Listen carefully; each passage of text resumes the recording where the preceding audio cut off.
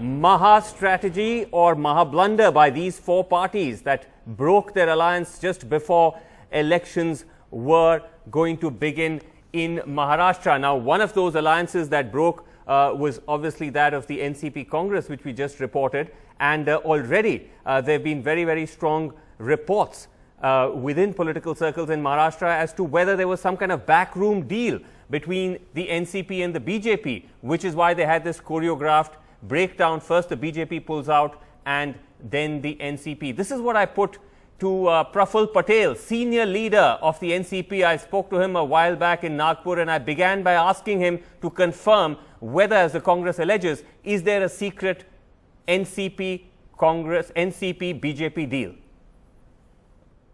Well, then if that be the case, I can also accuse the Congress and Shiv Sena of having a secret deal by not budging from the number of seats and trying to say that, what can we do? We just try to keep the same number of seats. The allies didn't relent. I mean, this is ridiculous, if you going by these logic. The whole issue is that we started dialogue with the Congress almost 2 months ago when Mr. Pawar went and met Mrs. Gandhi. And post that, a month ago, Mr. A.K. Antony and Ahmed Patel met Mr. Sharad Pawar and myself in Delhi. And subsequently, we expected that the matter would be resolved through dialogue. We would have series of meetings and come to some conclusion. But the first meeting itself took place only 5 days before the last date of nomination. Well, the fact is that it almost seemed like you wanted to break the alliance because of what the Congress claims are unreasonable demands you're making, asking for 50% of the seats, asking for rotating chief ministership, which apparently the Congress says was never on the table. What is unreasonable about it? We have a 50-50 seat per sharing in Maharashtra. 15 years in Maharashtra, the chief minister has been from the Congress party. In 2004 to 9, we had more MLAs than the Congress. Still, the chief ministership was kept by the Congress, saying that no, we want to keep it. And we agreed, okay, we made a mistake if at all that is the case. But the net result is 15 years. Whether we have more seats or less seats, the chief ministership remains with the Congress. And if we ask today for a sharing of a formula with 50-50 rotational basis, what's wrong with it? How can it be called unreasonable? By which stretch of imagination? And when the number of seats is the issue, we had 124 seats in 2004. In 2009, Congress said, we have more MPs than you, we reduce your number of Vidhan Sabha seats. Okay, again, as I say, it may have been a mistake to have agreed to that kind of, I would say, a situation.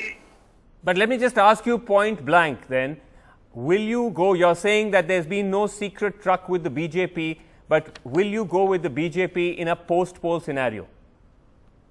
Well, these are all hypothetical questions which are being posed. Our objective to contest 288 seats is to win. We are not here to, actually piggyback ride on somebody, and we will try our best to win and try to form a government on our own. Well, you're not ruling it out. That means you're not ruling it out. Yes, to answer you specifically, go back to 1999. That's what I said earlier. We could have formed the government with the BJP Shiv Sena. We said no. We want a secular government in Maharashtra, and that's why we went with the Congress, against whom we had fought and we had separated from. So that's not, our credentials are very clear. Nobody need question our credentials. In fact, many a party which actually claims to be secular, we have, I think, probably the best credentials. Well, at the same time, there's been no categorical ruling out by you, Mr. Patel, because the fact is that both you and Mr. Pawar have a very close personal equation with Narendra Modi, don't you? You've often spoken of your admiration for him.